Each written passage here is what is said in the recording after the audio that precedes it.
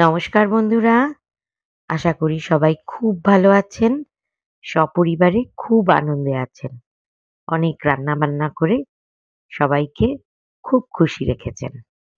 আজ আমি রান্না করছি কাঁচা টমেটোর ঝালি। এখন শীতকাল, বাজারে নানান রকম সবজি, সেখানে কাঁচা টমেটো এখন প্রচুর পাওয়া যাচ্ছে। তাই কাঁচা টমেটোর এই পদটা আপনাদের রান্না করে দেখাচ্ছি। খেতে খুবই সুস্বাদু। একটা মশলা তৈরি করে নিচ্ছি।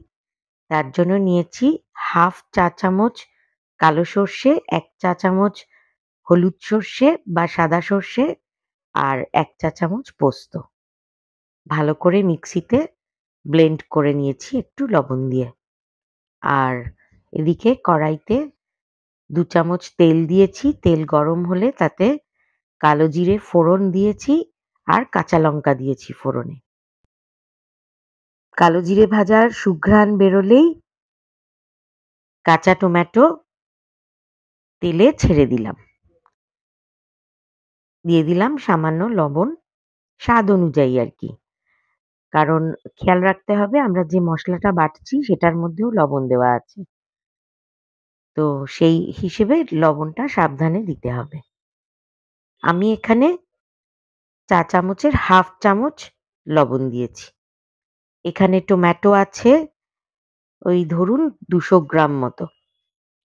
টমেটোগুলো পাতলা, পাতলা করে স্লাইস করে কেটে নিয়েছি। আর কাটাটা আপনারা দেখতেই পাচ্ছেন। এইভাবে কাটলে এর স্বাদটা বেশি ভালো লাগে। এবার এর মধ্যে দিয়ে দিলাম ১ মুঠো কড়াইশুঁটি। দিয়ে আবারও ভালো করে একটু নেড়েচেড়ে নিতে হবে। আঁচ রাখতে হবে মিডিয়ামে। আঁচ খুব বাড়ানো যাবে না, তাহলে পুড়ে যাবে, আবার কমানোও যাবে না। তাহলে প্রচুর জল বেরিয়ে আসবে।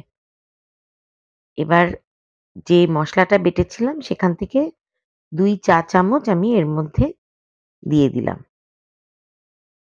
বেশি সর্ষে বাটাটা বেশিও দরকার নেই। তাই ২ চা চামচ দিলেই এই পরিমাণ টমেটোর জন্য একদম পারফেক্ট। এবার দিয়ে দিলাম সামান্য চিনি। চিনিটা স্বাদের ব্যালেন্স করবে। আর যাদের চিনি খাওয়া বারণ তারা চিনিটা এভয়েড করবেন। আবারও ভালো করে নেড়েচেড়ে মিশিয়ে নিতে হবে। ঢাকা দেবার কোনো দরকার নেই। কারণ ঢাকা দিলে আবার প্রচুর জল বেরোবে। তাতে টমেটোগুলো একদম গলে গেলে খেতে অতটা ভালো লাগবে না। এটা একটা খুব সুন্দর রেসিপি। আপনারা অবশ্যই রান্না করে বাড়ির সবাইকে খাওয়াবেন। আর এটা ভাত কিংবা রুটি দুটো দিয়েই খাওয়া যায়। দিয়ে দিলাম সামান্য কাঁচা তেল। এবার আমরা এটা নামিয়ে নেব। কাঁচা তেলটা দিয়ে এটা একটু মিশিয়ে নিলাম সমস্ত সবজিটার সাথে।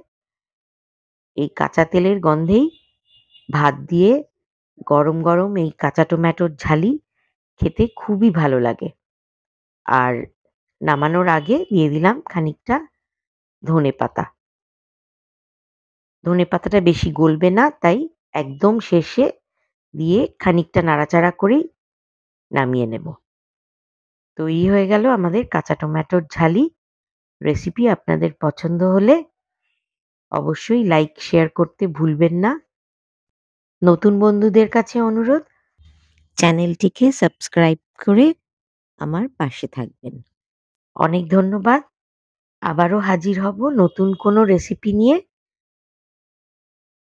আর আপনাদের যদি কোনো অনুরোধের রেসিপি থাকে অবশ্যই আমাকে কমেন্ট করে জানাবেন। খুব ভালো থাকবেন। অনেক ধন্যবাদ।